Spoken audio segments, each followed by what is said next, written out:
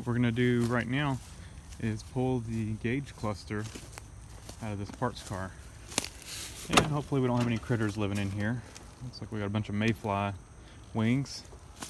But I did throw a bunch of mothballs in here, so it does kind of reek like mothballs. But hopefully that keeps the mice out of here. There's not much left of the interior, but what's left of it we want to keep in good shape. So the best way I've found to get the dash cluster out, gauge cluster, is to, this seat sucks, it's awful, is to take this lower trim piece off, which is already off on this car, and just reach up here and push the dash out, gauge cluster out, just like that. So I'm just reaching up underneath and pushing it out.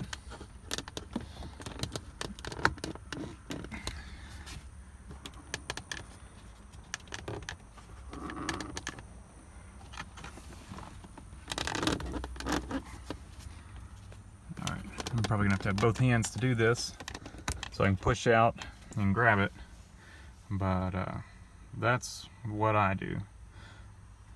So let me get this pulled out and then we will unhook the connections to it. So once you get it pulled out about like this, you're gonna have to, this door, the strap on this door does not work. Let me wedge it with something.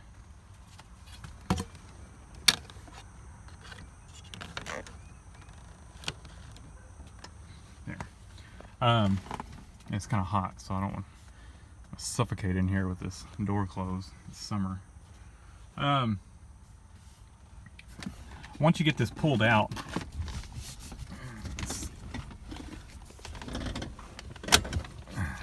there.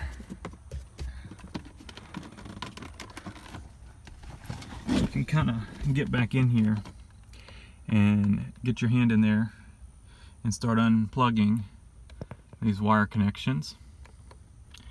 And then you're going to need to unhook that speedometer connection there. And then you're going to, once you get those out, you can get it a little bit further out so you can undo that oil line right there. And of course unplug this wire connection right here. So let me get all those unhooked and then we'll get this thing out of here. Alright, so the speedometer cable is the one that's kind of holding it in there. So if you can undo it first, that gives you a little more room to work. So we got it undone. And now we got everything else undone.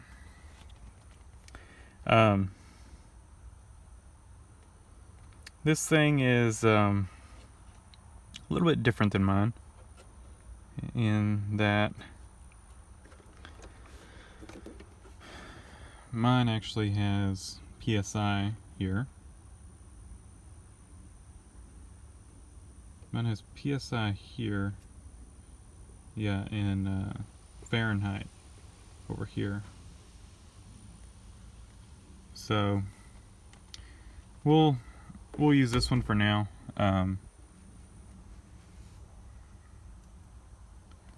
May end up swapping it over, and hopefully the clock works on this one and the odometer. Yes, I know you can repair these, but we're just quickly swapping. I'm not going to tear into this. It's going to go like it is. This one still has the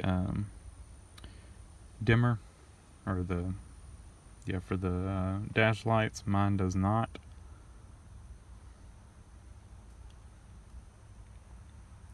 So I'm going to swap this in just like it is, and if it works, it works. If not, we'll pull it back out and we'll swap over whatever we need to off of mine.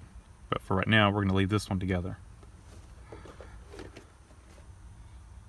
And that's what it looks like behind the dash. And it looks like this oil cinder was not leaking, so that's good. I don't see any oil. So Let me go put this in my car. So we're in my car, and as you can see, this is all busted up over here. And like I said, my temp gauge is flaky, and my fuel gauge is flaky. You can tap the side, and they all of a sudden start working. They read. They jump around where they read, and you tap it, and then they read correctly. So we're just gonna swap them out. I'm gonna get back in here and push this dash out. Once again, I'll probably need 2 hands to do this. Mine's a little looser fitting. The gasket must be looser on mine. And this gauge cluster and everything came out of another vehicle. I know that because it's got a junkyard mark on it. So let me pull this thing out, undo the cables on it. I do like how mine has Fahrenheit and pounds, PSI, on the oil pressure gauge. The other one's metric with bar and Celsius. So, but I'm not going to go into all the trouble of, swapping. To swap this plate, I'd have to pull the gauge completely apart, swap the needles, and all that kind of stuff. That's just more work than I want to get into right now, because we don't even know if those gauges work. They may or may not. So mine are flaky, but they do work if you keep tapping on them. So the fuel gauge is better than the temp gauge. The temp gauge, for the most part, stays where it should, and then you'll look and it just pops up, and you can tap on it and it pops back down where it should be. So when it pops up between like 250, this mark and 250. So if I see it there, I tap it, and if it pops down, I know I'm okay. If it's never stayed there, but if it stayed there, I would know that, hey, we may be overheating. So, I've learned to deal with it, but since odometer doesn't work, we're gonna go ahead and swap it. This odometer, I've had it out once before. There's 2 gears that can slip on it and cause it not to work. 2 brass gears, if I remember right. One of them's easy to get to, one of them's not. I epoxied the easy one to get to, then tested it on the workbench, and it started working. Put it back in the car. It worked for a couple days, and it stopped working. It works kind of intermittent right now, with probably 98% of the time it doesn't work. As you can see, I reset the trip meter a while back, and it started to roll to 1. So it almost worked for a mile and stopped working again. It makes me think that this one may actually work, since the trip meter actually has digits other than 0 on it. I would think if it didn't work, at some point somebody's probably going to reset the trip meter, and it would just sit at 0 forever. So hopefully it works, and hopefully it reads the speed correctly. So let me swap these in here, and we'll see if it works. I think before I do that, let's see how much gas I have. Diesel. Fuel. That way we know what the fuel sender should read.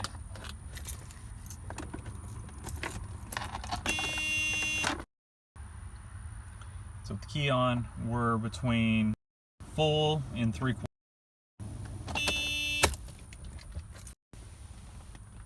Got my gauge cluster off. If you look, I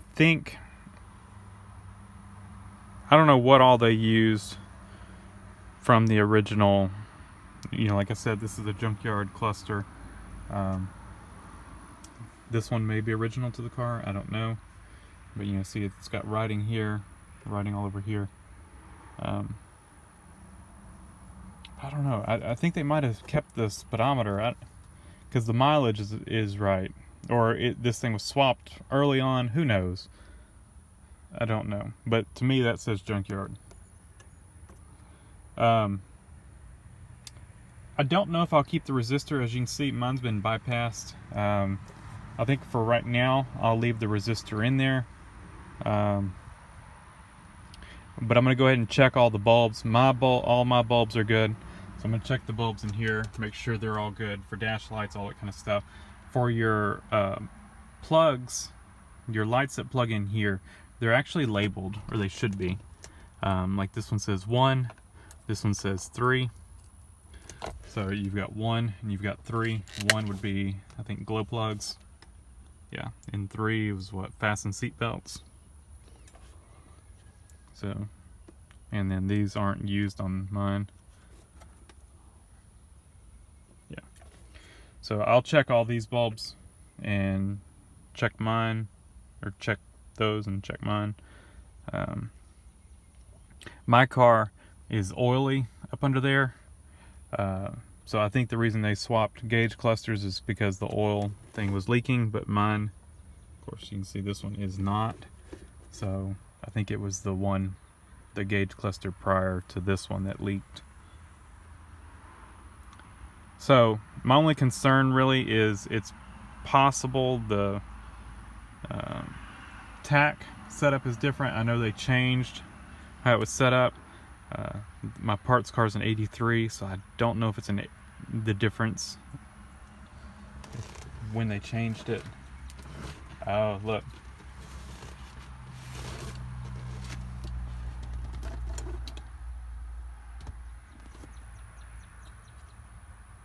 So it is different. So I'm gonna have to swap this over. Let's see, what else? Is there anything else that's different?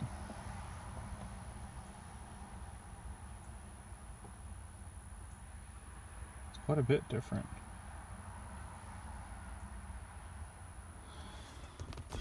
That plug's in a different spot. Is it the same plug though?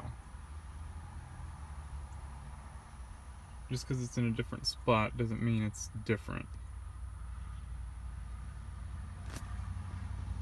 1, 2, 3, 4, 5, 6, 7, 8, 9, 10, 11, 12, 13, 14 pins.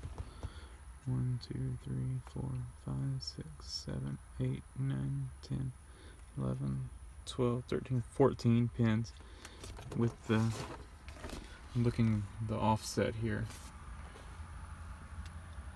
See how that one is. That one looks about the same. Yeah, this is definitely different. This, I think mine's just missing the plastic cover here. Other than that, it looks the same.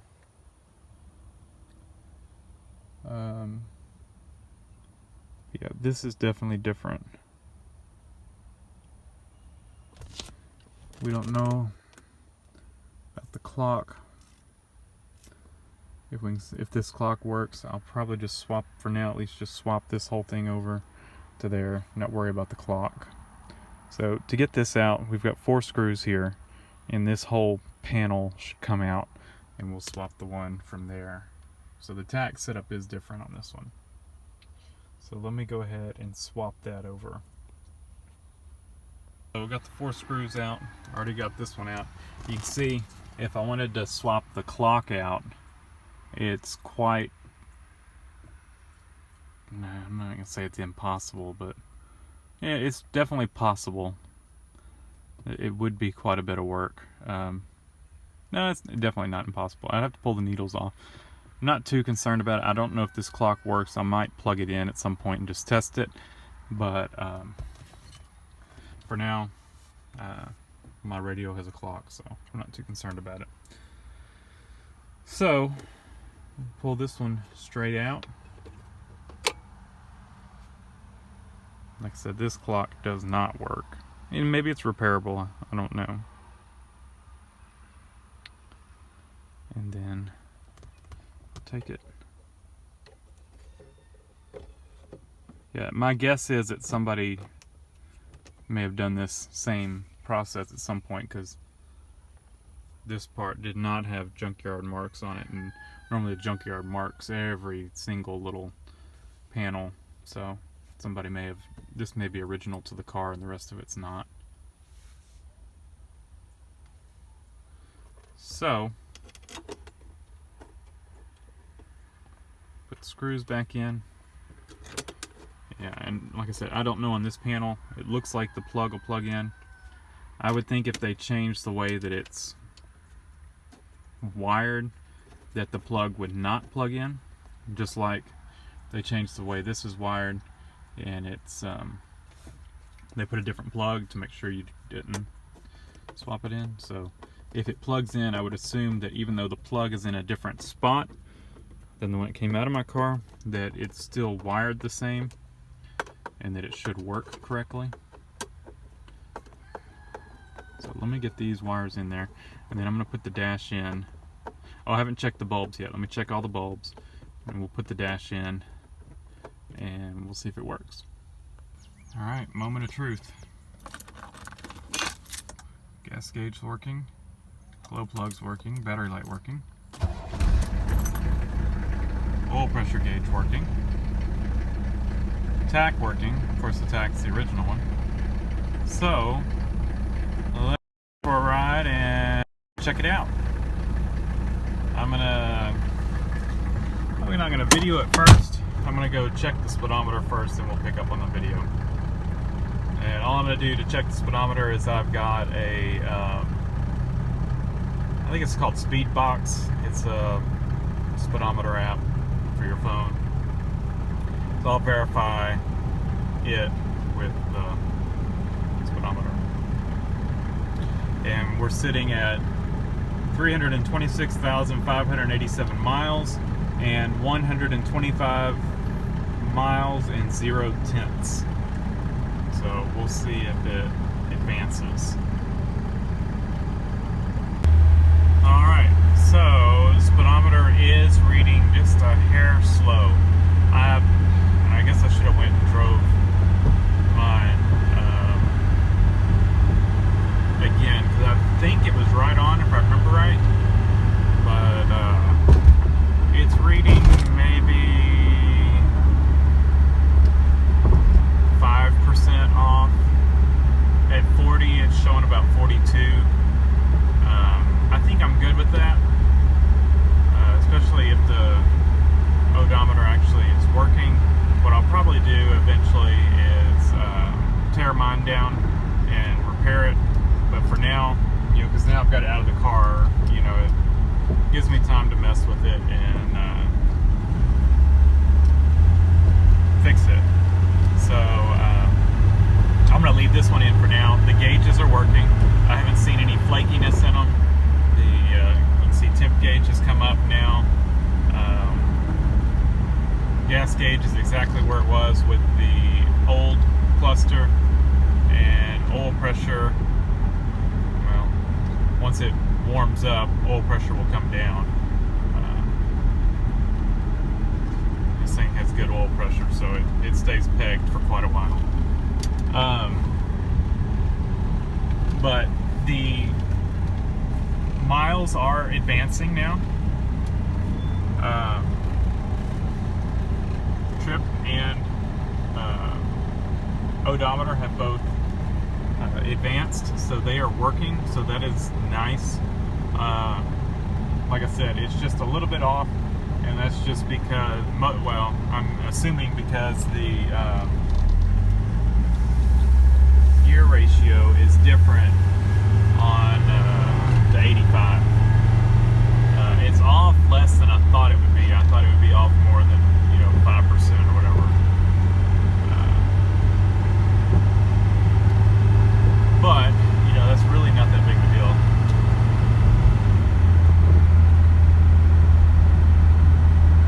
So, I think we're going to call that good. And it'll be nice to have a working odometer now. I can actually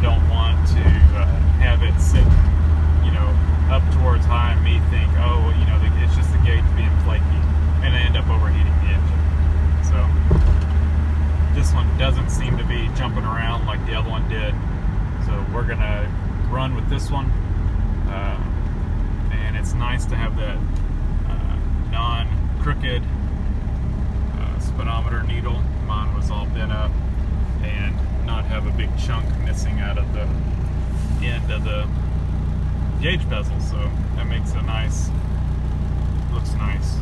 And oil pressure came down, so.